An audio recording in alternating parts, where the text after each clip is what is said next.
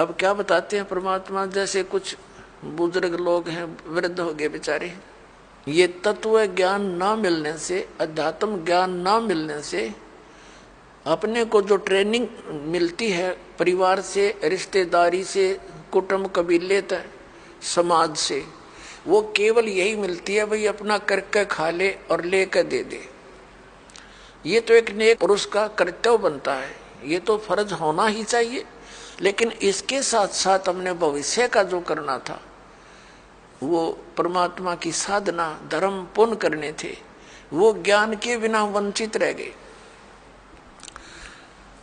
और वो ज्ञान मिले सतगुरु और संत से, तो परमात्मा कहते हैं आखिर तुझको कौन कहेगा गुरु बिन आत्म ज्ञान।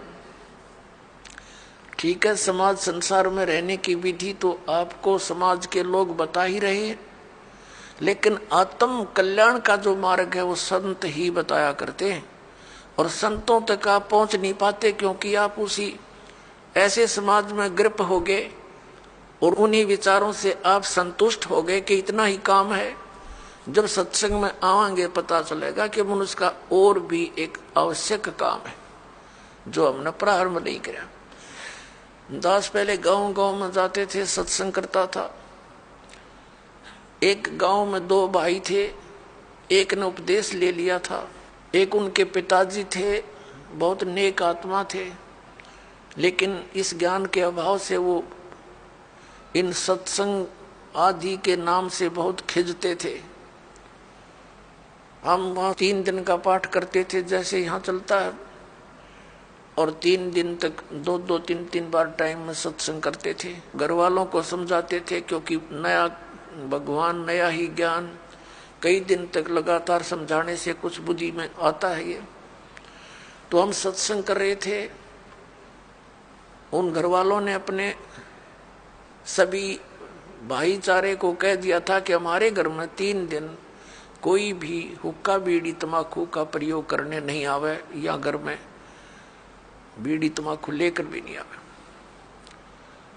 तो क्या हुआ कि उनका बुढ़ा ऊपर चौबारे में, आंगन में, गर्मियों के दिन थे, ऊपर हुक्का भर कर बैठ गया दूसरे भाई अपने पुत्र के घर पे।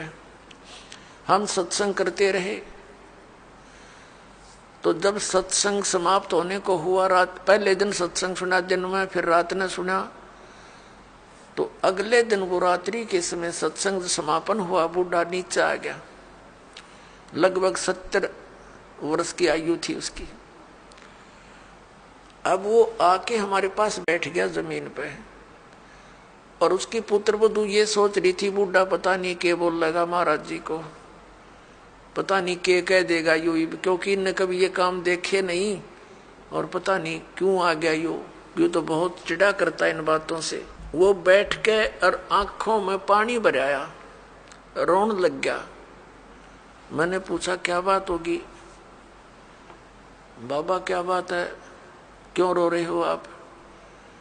नो बोला जी, जो ज्ञान आपने सुनाया ये बात तो आज तक हमने कदे सुनने को ना मिली। हमने तो लक्ष्मी चंद की रागनी सुनी हैं, और कोई सांग सिनेमे देखे, और मैं तो इतना मेहनती आदमी था। इन पुत्रा के 2-4 किले आवे थे, मैंने इनके 12 किले बना दिए। 12 एकड़ जमीन, 8 एकड़ और मोल ली मेहनत कर करके। और ईब मेरा क्या होगा, मैं तो 70 साल की उम्र होगी मेरी। अब मैं क्या करूंगा, क्या बनेगी मेरे साथ में? मैंने तो इस ज्ञान से सारी रात नींद आनी बंद होगी, और अब मेरा खाना पीना भी छूट गया। अब क्या बनेगा, मेरा क्या होगा? मेरी तो उम्र जाली। और उसकी पुत्र वधू भी वहीं बैठ गई। बूढ़ा आज तो बहुत अच्छा बोला, और वह ध्यान से सुना कि जो क्या हो गया बुढ़े का एकदम। नो बोला जी, क्या मेरा भी कुछ हो सकता है? मैंने कहा देखो, विश्वास करो, विश्वास करो। अब जैसे कुएं होते थे पहले बहुत गहरे, और उनमें 100-100, 150 फुट नीचा जल होता था। उसको निकालने के लिए एक लंबी नेजू हुआ करती रस्सी, बहुत मोटा, इतना मोटा रस्सा, और 150-200 फुट लंबा। और उसके बाल्टी बांध दी जाती थी और वो बाल्टी से पानी निकालते थे तो 100 फुट दूर तक खींच के ले जाते थे 2-3 जने और फिर बाल्टी से जल निकल आता था। तो मैंने कहा कि जैसे कुएं में बाल्टी जा रही हो और निज्जू हाथ से छूट गई रस्सी और वो तो जा रही है और भाग दौड़ के और उसको पकड़ने की चेष्टा कर ली यार, वो हाथ में आ जा, लास्ट की 6 इंच भी ठहगी, लास्ट की गिरते गिरते अगर 6 इंच भी बची हो और हाथ में पकड़ी जावे तो क्या हो, वह बाल्टी भी बाहर आ जा और पानी भी साथ आवे, जल भी भरा होगा और बाल्टी भी मिल गई, कुछ भी ना गया। अरनू का जान देव तो जाए ली तो वो तो जा ही रही है, फिर तो पड़ गए कुएं में, हाथ से छूट गया मनुष्य जीवन। मनुष्य जीवन के अंतिम सांस में भी ये सत भक्ति आपको मिलेगी, आपको मनुष्य जीवन मिलेगा, ये गारंटीड बात है।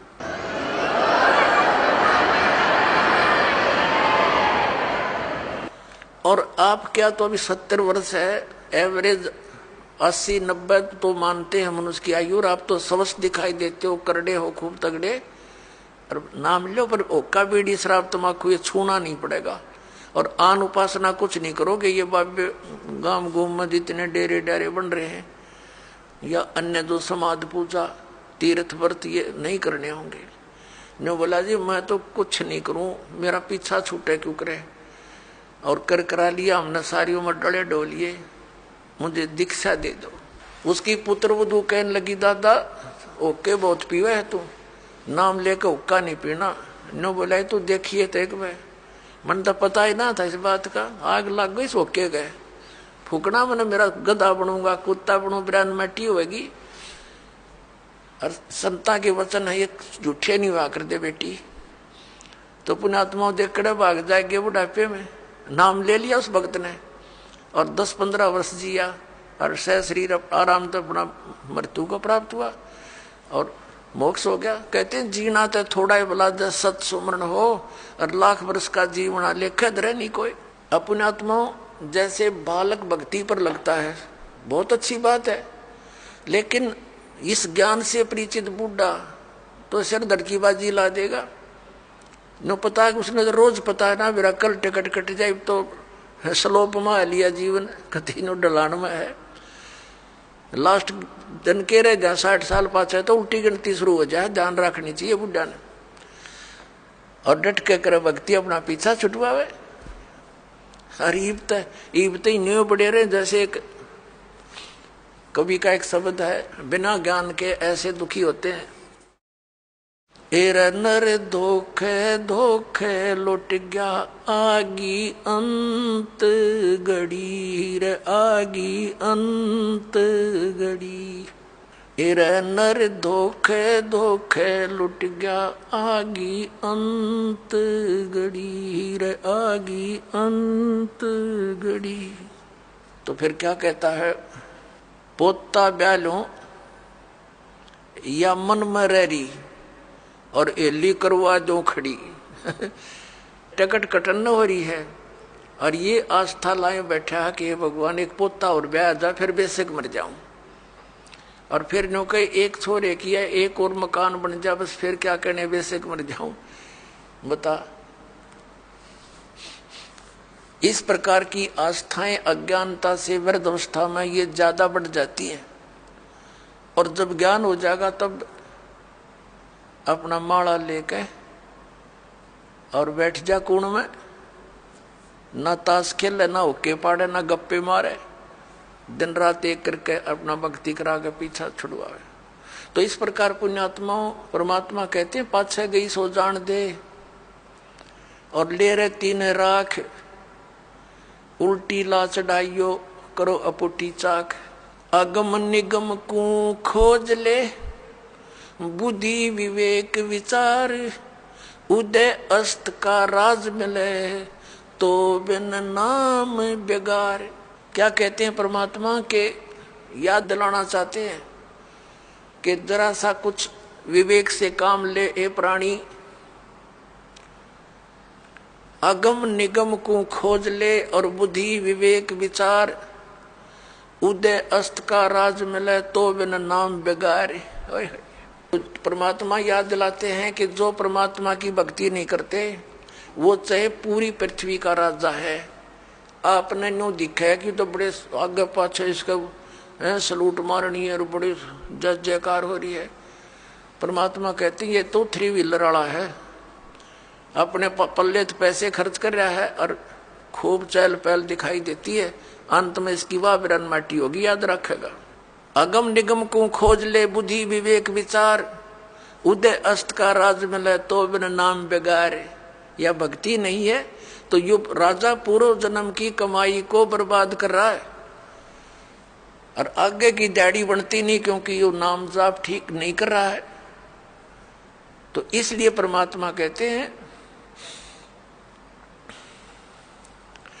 बिन उपदेश अचंभ है, ये क्यों जीवत है प्राण, भक्ति बिना का ठोर है, ये नर नाही पाषाण। परमात्मा कबीर परमेश्वर जी कहते हैं कि बिना उपदेश लिए बगैर गुरु धारण किए ये मनुष्य ये जीव किसको आधार मान के जी रहा है। मुझे इस चीज का आश्चर्य हो रहा है। और भक्ति बिना का ठोड़ है, ये नर नाही पाषाण। ये तो पत्थर हैं जब इस मनुष्य जीवन को बर्बाद कर रहे हैं, ना कोई आधार। यदि हम बच्चों को आधार मानते हैं तो हमारी ये मृत्यु हो जाती है, तो बच्चे हमारे कहाँ से हुए। हमारे सामने बच्चों की मृत्यु हो जाती है तो ये आधार निराधार था, हमारा भूल थी हमारी कि हम इसीलिए जी रहे थे। हमारा आधार होना चाहिए मोक्ष, और मोक्ष के लिए पूर्ण संत की आवश्यकता होती है, सतभक्ति की आवश्यकता होती है।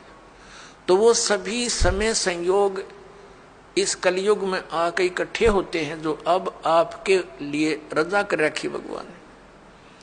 संत पूरा हो, पूर्ण परमात्मा की भक्ति हो, शास्त्र अनुकूल हो, अधिकारी हो नाम देने का, तो ऐसे संयोग ऐसे नंबर कदे कदे जुड़ा करे जो आज सारे नंबर मिल गए। और अब केवल नाम लेना है, बुराइयों से बचना है, मोक्ष हो जाएगा। परमात्मा क्या कहा करते हैं, यो सौदा फिर नाही संतो, यो सौदा फिर नाही, यो सौदा फिर नाही रे संतो, ये सौदा फिर नाही। लोहे जैसा ताव जात है, लोहे जैसा ताव जात है, ये काया दे सराही रे संतो, यो सौदा फिर नाही। ये सौदा फिर नाही संतो, यो सौदा फिर नाही। ये मनुष्य जीवन का मिलना बार बार नहीं होता। किसी सदग्रंथ को उठाकर देख लो, किसी महापुरुष के विचार देख लो कि मानुष जीवन दुर्लभ है, ये मिले न बारंबार, और जैसे तरवर से पत्ता टूट जाए वो फिर नहीं लगता डार। परमात्मा कहते हैं कबीर साहब जी के इड़की दे दे रोएगी सुरता जो तू चलेगी अकेली। जिस परिवार के लिए तू सारा दिन केवल इस पशु जैसे कर्म में ही लीन रहता है, और जब तेरी मृत्यु होने का समय आ जाएगा, अचानक बीमारी भयंकर हो जाती है लाइलाज, फिर वो सोचता है कि अब मेरा क्या बनेगा भगवान, मेरे बच्चे रह गए, इनका क्या होगा। परमात्मा कहते हैं तू भक्ति कर, मेरी शरण में आ, तेरी आयु भी बढ़ाऊंगा, तेरे बच्चों की भी रक्षा करूंगा। इसलिए भगवान की खोज हम कर रहे थे, भक्ति कर रहे थे कि हमारा ऐसा बुरे टाइम में भगवान मदद किया करता है। तो परमात्मा कहते हैं तू मेरी शरण में आ, फिर लग ढंग से। कहते हिड़की दे दे रोएगी सुरता, आत्मा को कह रहे हैं जब तू चल लेगी अकेली। जिस परिवार को अपना मान रहा था वो तो यहीं रह गया, तेरी बांह पकड़ के ले जाएंगे यम के दूत। फिर नो कह पछाड़ खा खा रोएगी तू आत्मा, क्योंकि तेरा कोई संभालने वाला होगा नहीं, तेरा भगवान परमात्मा साथ दे नहीं, क्योंकि आपने उसकी साधना की नहीं विधिवत। और यदि आपने सत भक्ति कर रखी है और आपका यहाँ से जाना भी तो है ही सभी ने, लेकिन मालिक आपके साथ खड़ा पाओगा जब कहेगा बेटा मेरे साथ, और यम के दूत दूर हो जाएंगे, न एक दूर कति 100 कोस दूर खड़े पाओगे। तो हमने उस दिन की भी अब थोड़ी सी